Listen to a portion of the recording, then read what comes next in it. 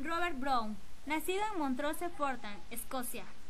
En 1800 fue invitado por el naturalista británico Sir Joseph Banks a unirse a una expedición por las costas australianas.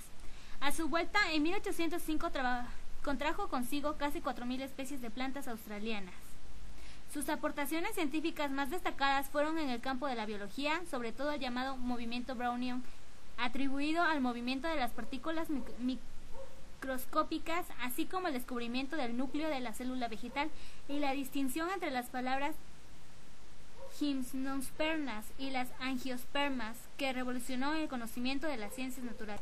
John Dalton, químico y matemático británico, en 1803 presentó a la Sociedad Filosófica de Manchester una memoria sobre la observación de gases en los líquidos, en la que aludió a las partículas últimas de la materia, a las cuales, tomando un antiguo término, llamó átomos.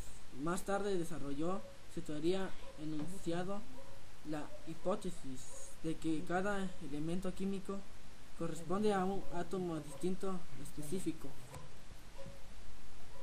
Antonio L. Lavoisier. Antonio Lorenzo Lavoisier, famoso químico francés, considerado como razón como uno de los creadores de la química moderna, fue uno de los descubridores de la composición del aire, coincidiendo en Chesley de Suecia y Priestley de Inglaterra. Su Tratado Elemental de Química, publicado en 1789, representa la primera gran síntesis de las principales químicos y revela a Lavoisier como el genio creador de la organización sistemática. También fue inventor de curiosas aportaciones de laboratorio. Contó entre sus relaciones a las más altas inteligencias de su tiempo.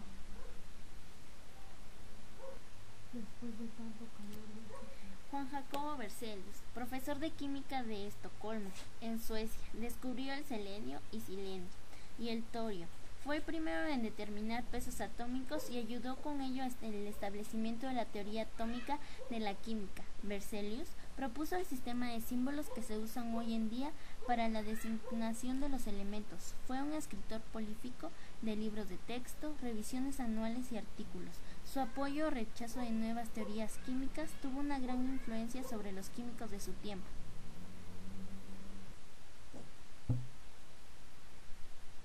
G. Johnson. Hasta los últimos años del siglo XIX, el modelo aceptado del átomo se parecía a una bola de billar.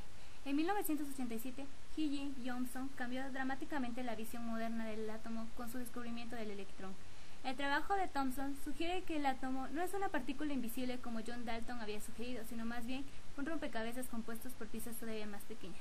La noción de Thomson sobre el electrón se origina en su investigación sobre una curiosidad científica, el tubo de rayo catódico. Durante años, algunos científicos habían tenido conocimiento del hecho que si una corriente eléctrica pasaba a través de un tubo, se podía ver un rayo de materia resplandeciente. Sin embargo, nadie podía explicar el porqué. Thomson descubrió que el misterioso rato se torcía hacia una placa eléctrica cargada positivamente. Thomson teorizó que estaba en lo cierto, que en realidad el rayo estaba compuesto de partículas o pedazos de átomos que llevan una carga negativa. Más tarde, a esas partículas se les llamó electrones. Ernest Rutherford identificó en 1898 dos tipos de radiaciones emitidas con la urania, en las que llamó alfa y beta. Poco después de Paul Bigot identificó un tercer tipo de radiaciones al que llamó gamma.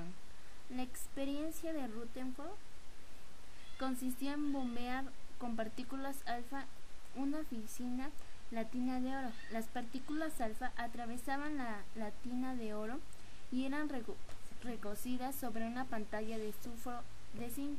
La importancia del experimento estuvo en que mientras la mayoría de las partículas atravesaban la lámina sin desviarse o siendo desviadas solamente en pequeños ángulos, unas cuantas partículas eran dispersadas a unos ángulos grandes de hasta 180 grados. El hecho de que solo unas pocas radiaciones sufriesen desviaciones hizo suponer que las cargas positivas que las desviaban estaban concentradas dentro de los átomos, ocupando un espacio muy pequeño en comparación a todo el tamaño atómico. Esta parte del átomo con electricidad positiva fue llamado núcleo.